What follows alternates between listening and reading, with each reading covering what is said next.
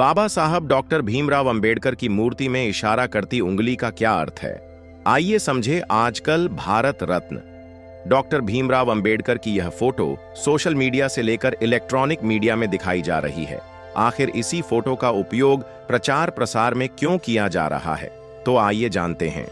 इसे एक कहानी के माध्यम से एक बार एक लड़का अपने पिता के साथ डॉक्टर भीमराव अंबेडकर जयंती की भव्य रैली में गया था। वापस घर आने पर अपने पिता से प्रश्न पूछने लगा। लड़के ने कहा, पिताजी, बाबा साहेब हमेशा सूट बूट में ही क्यों रहते थे? पिताजी ने कहा, बेटा, क्योंकि बाबा साहब ने बचपन में ही वो कड़वी यातनाएं झेली थीं जो आज का कोई भी व्यक्ति नहीं झेल सकता है। जब उन्हें पाठशाला में पानी पीने के लिए भी किसी सवर्ण जाति के शिक्षक अथवा चपरासी पर निर्भर रहना पड़ता था, क्योंकि कोई अछूत अपने हाथ से पानी नहीं ले सकता था। उसी समय अपने देश भारत की यह स्थिति थी।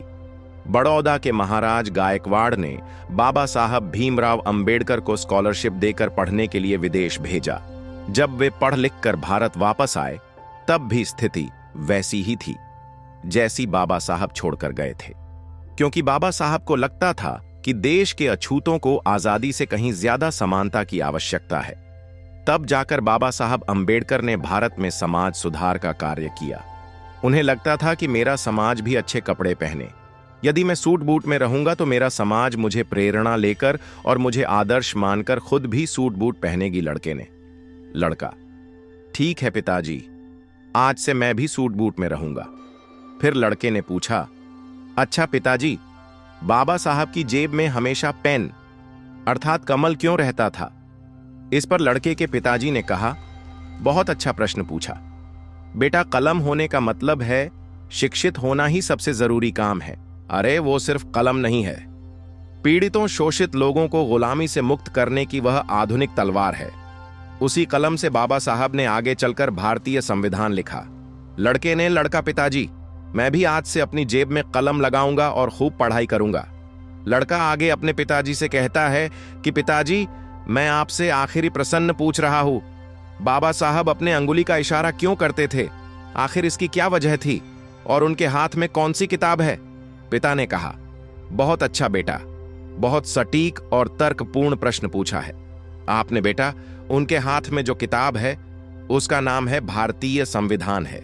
इस संविधान से भारत देश चलता है और यह संविधान बाबा साहब अंबेडकर ने बनाया है। इतना जातिवाद होने के बावजूद भी हमारे बाबा साहब ने हार नहीं मानी। वह लड़ते रहे और अंत में ऐसा संविधान बना दिया, ना कभी ऐसा बना और ना ही कभी ऐसा बनेगा।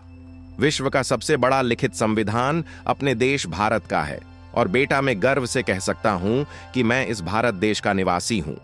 इसी संविधान से सभी को समता, स्वतंत्रता, न्याय और बंधुत्वता को बल मिलता है। और हां बेटा, उंगली के इशारे का मतलब है तुम ही इस देश के शासक हो जाओ। पहले इस संविधान में दिए अपने कर्तव्यों और अधिकारों को जानो और फिर अपने में से योग्य व्यक्ति को संसद भेजो जो आपका हक और अधिकारों को उठा सके। अगर इस संविधान को सही मायने में अमल में लाना है तो योग्य लोग संसद में आने चाहिए।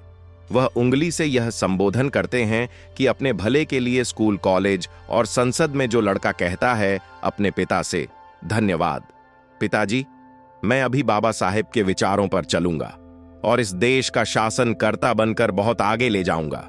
वैसे तो बाबा साहेब ने कहा है, मेरी जय जयकार करने की अपेक्षा मेरे बताए हुए मार्ग का अनुसरण करो। दोस्तों, आज की वीडियो में बस इतना। बाबा साहब के जीवन संघर्ष से हमें प्रेरणा लेकर अपने तथा समाज और देश के प्रगति की ओर कदम बढ़ाना होगा। यही बाबा साहब अंबेडकर जी को सच्ची श्रद्धांजलि होगी। अगर यह वीडियो आपको पसंद आई हो तो हमारे चैनल अंबेडकर दर्पण को सब्सक्राइब करें और बेल आइकन दबाना ना भूलें। नमो बुद्धाय, जय भीम।